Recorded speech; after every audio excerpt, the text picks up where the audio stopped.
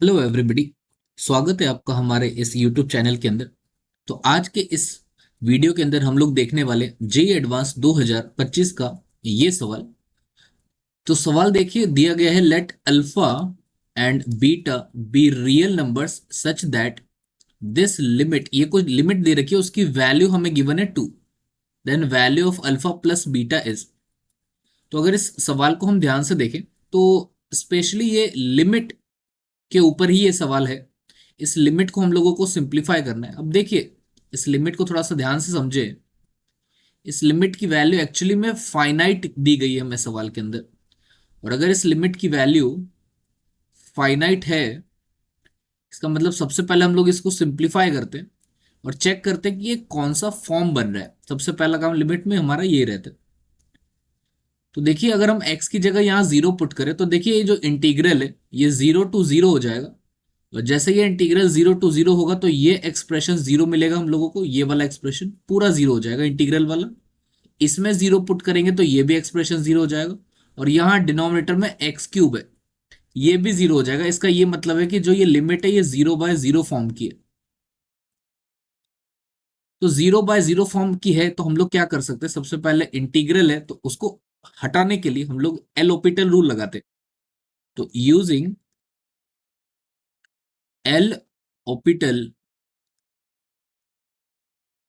Rule, देखिए L ऑपिटल rule कहता क्या है कि अगर मान लीजिए कभी भी हमारे पास एक लिमिट है x tends to a f of x upon g of x, कुछ इस तरीके की, और x की जगह a रखने पर f ऑफ a भी जीरो आ रहा है और g ऑफ a भी जीरो आ रहा है, तो इस लिमिट को हम लोग इक्वल लिख सकते हैं limit x tends to a f dash x upon g dash x।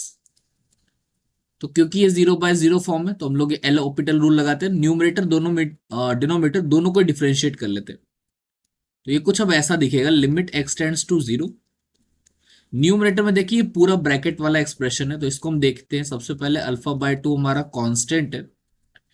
Integration का डिफरेंशिएशन करने के लिए हम लोग लेबनिज रूल लगाएंगे। इसमें हम लोग क्या करेंगे, सबसे पहले एक्स जो है इसको हम लोग टी के जगह रख देंगे तो ये हमारा मिलेगा 1/1 - x²।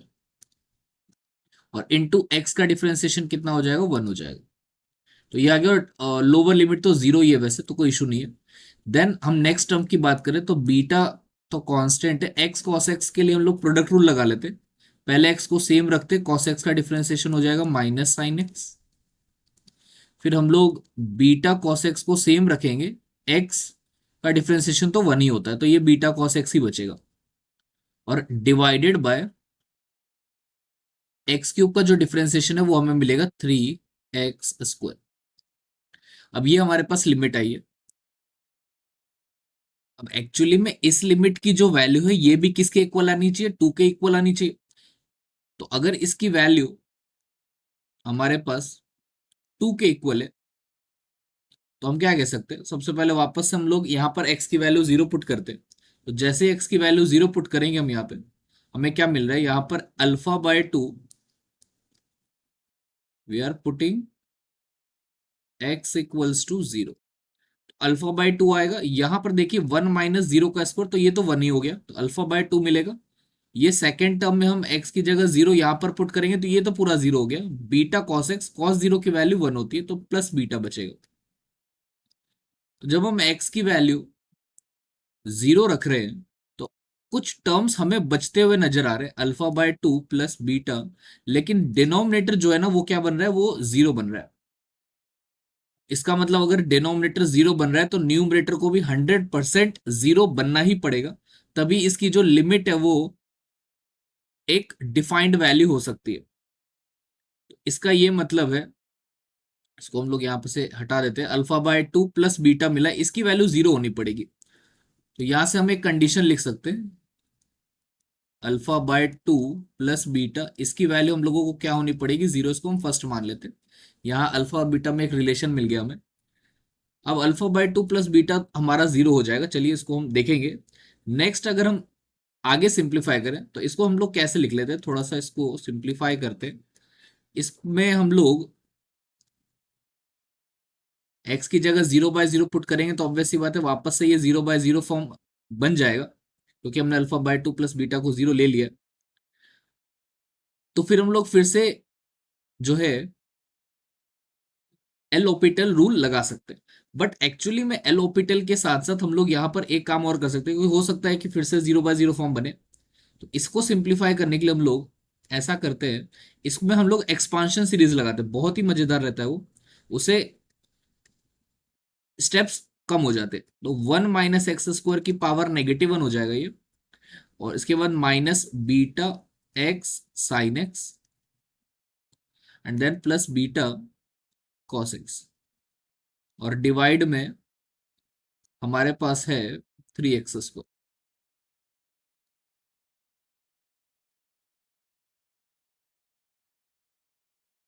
तो जनरली लोग इसमें भी वापस से 0/0 फॉर्म देखकर वापस से इसको एलोपिटल रूल लगाने की कोशिश करते हैं, बट इसको एक्सपांशन से अगर सॉल्व किया जाए तो ज्यादा अच्छे से और ज्यादा जल्दी ये सॉल्व हो सकता है।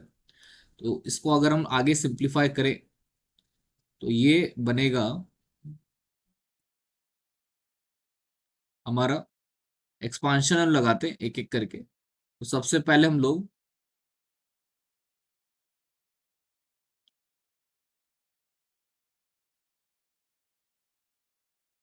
Limit x tends to 0। अब देखिए एक्सपांशन हम लोग सिर्फ x² तक के ही टर्म के लगाएंगे, क्योंकि उसके आगे टर्म्स हमें जाने की जरूरत ही नहीं है। ठीक है, तो ये बनेगा अल्फा/2, ये तो कांस्टेंट है, अल्फा/2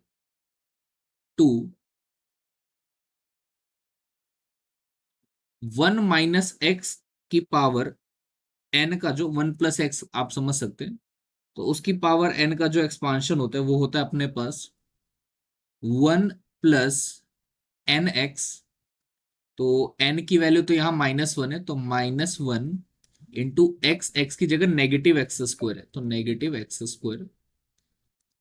देन प्लस नेक्स्ट टर्म, इसके बाद हम लिखने की जरूरत नहीं है, क्योंकि अगर हम नेक्स्ट टर्म लिखेंगे तो x² का स्क्वायर आएगा, तो वो तो x⁴ पहुंच जाएगा, तो उसकी हमें जरूरत ही नहीं, नीड ही नहीं, हमें x² तक के ही टर्म्स की जरूरत है।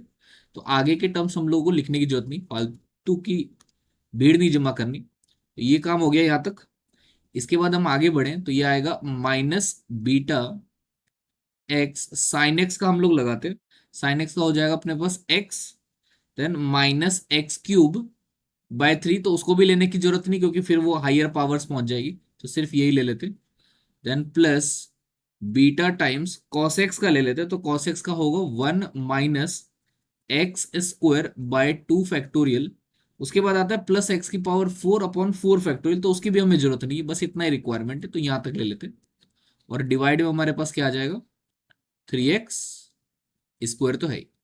तो इसको अब हम लोग सिंप्लीफाई कर लेते हैं, तो ये आ गया लिमिट x टेंड्स टू 0 अल्फा/2 इन ब्रैकेट 1, ये माइनस माइनस तो हो जाएगा +x², then -βx², then plus beta, then -βx²/2 की वैल्यू तो 2 ही होती है।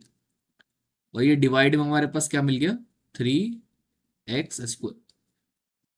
अब अगेन हम लोग अलग अलग टर्म्स कर लेते। इसका मतलब जो कांस्टेंट वाले हैं अल्फा/2 और प्लस बीटा, इसको हम लोग अलग कर लेते।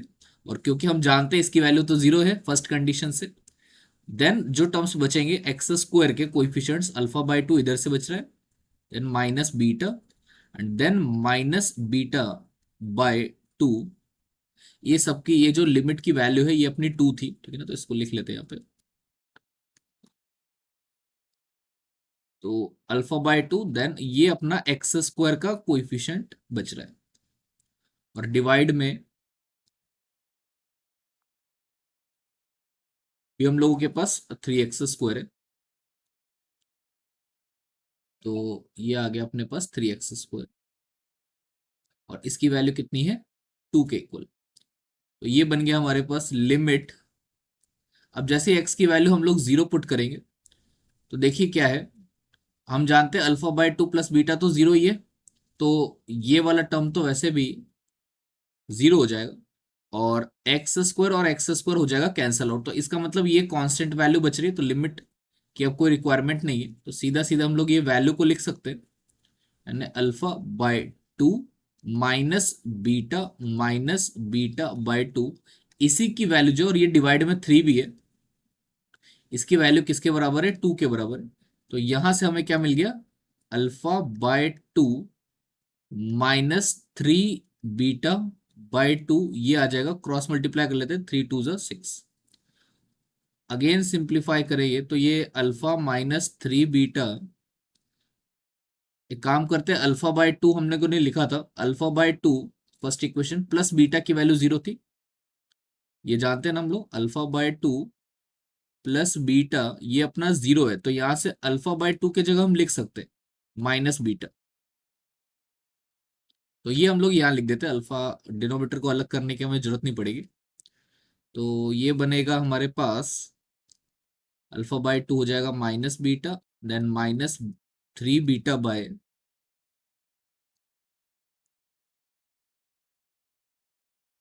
2, ये आ गया 6 के बराबर। तो इसको सिंप्लीफाई करें तो -5 बीटा बाय 2 हमारा आ रहा है 6। तो इधर से हमें बीटा की वैल्यू मिल जाएगी, दैट इज 12 -12/5। तो बीटा तो आ गया अपने पास। अब हम लोगों का काम क्या है, अल्फा निकालना, जो कि बहुत ही आसानी से हम लोग निकाल सकते हैं, क्योंकि अल्फा बाय 2 एक्चुअली में किसके इक्वल है, माइनस बीटा के इक्वल है। ये अपना अल्फा बाय 2 है, माइनस बीटा के equal. So this implies alpha जो है वो -2 टाइम्स बीटा, यानी -12/5 हो जाएगा। तो अल्फा की वैल्यू आ गई 24/5। तो अल्फा आ रहा है 24/5 और बीटा आ रहा है हमारे पास माइनस का 12/5। हमें जो वैल्यू पूछी गई थी, अल्फा प्लस बीटा की वैल्यू पूछी गई थी, तो अल्फा प्लस बीटा हमारे वापस सवाल पर आ जाते हैं।